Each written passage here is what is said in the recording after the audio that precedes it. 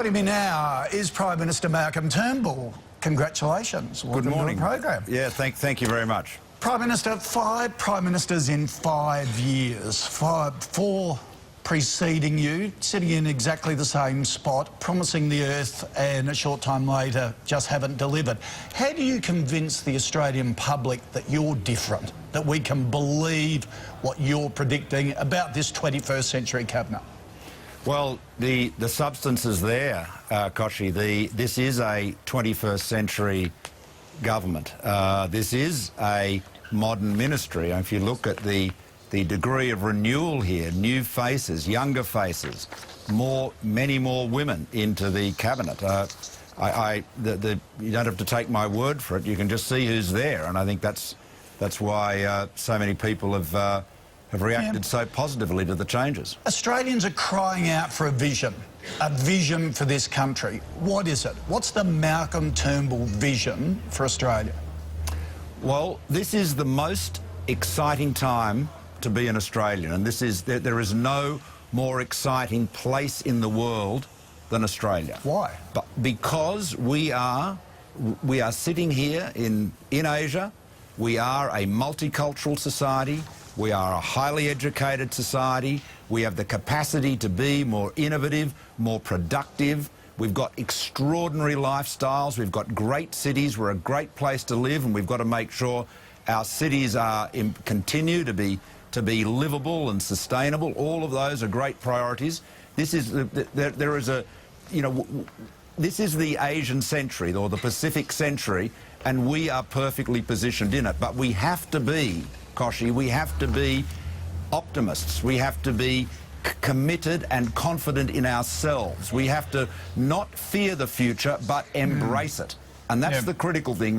We need, optimism is absolutely critical. It can't just be based on rhetoric. We have to make sure that we make the changes to promote innovation, promote science, promote technology, to ensure that we deliver the jobs of the future. Which has been your background. You're an entrepreneur, self-made man. You know, you're one of the founding investors of Aussie Mail, our first internet service provider. It's sort of in your blood. But when you look back at how this was done, I just want to take you back to comments you made about Labor's dumping of Kevin Rudd. This is what you said about him after he'd been removed as Prime Minister. The portrayal of you as leader of your party was one of the most shocking events I've ever witnessed, and I would think, Madam Speaker, any of us have ever witnessed. How does what happened to Tony Abbott last week compare? How are you different to what Labor did to Kevin Rudd? Well, I think there are some very big differences. The removal of Kevin Rudd as leader of the Labor Party came as a complete, bolt from the blue, as a surprise. He was actually ahead in the polls when it happened. As you know, there was a spill in February this year. Tony accepted that he'd been given, I think he said it was a warning shot across the bows. So there was clearly an issue that he was given time to change the party's or the government's fortunes, and as it turned out, the party room concluded that he had not done that, and that's why he was replaced. So I think there was the process, if you like, was very different. Now, that still means it's very tough on Tony. I know what it's like to be removed as leader of the Liberal Party. It's horrible. It is a dark, black experience. It's awful, that sense of rejection. And I deeply empathise with him. I'm one of the few people that actually, has a pretty good insight into how he feels. Did you offer him a cabinet position? No, I did not, no. OK. Did you offer Joe hockey defence? No, Joe, as you know, Kochie, said to me that he did not wish to be included did not wish to be considered for the ministry, and that he was planning to retire from Parliament. So, no, he was not. He asked not to be considered. OK. When will you announce his appointment as Ambassador to Washington?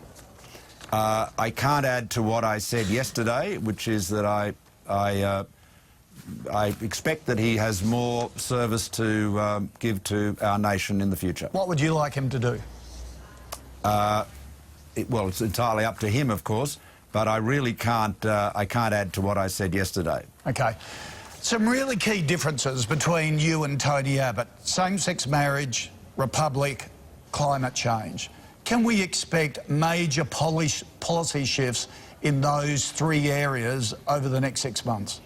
Well, let me go through them all in order. Let's start with climate change. Now, the government, under Mr Abbott's prime ministership, this was a cabinet decision, this was not his decision, a cabinet decision, agreed to take to the Paris Conference of the Parties at the end of the year a 26 to 28% cut in emissions from 2005 levels.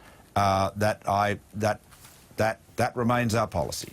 Okay, so you're happy with that? Hang on, I am, hang on, just let me finish. Yeah. In order to get there, of course, we have a set of measures which were developed by Greg Hunt, which is a very sophisticated set of arrangements which Greg and the Cabinet are satisfied will get to that level of emissions cut. So you can't rule out changes to policy in the future, but at the moment, our policy is there, and everything indicates that Greg's policies are working. So, so you should not assume there'll be any change to those targets or the measures. Republic, will you speed up the vote for a republic?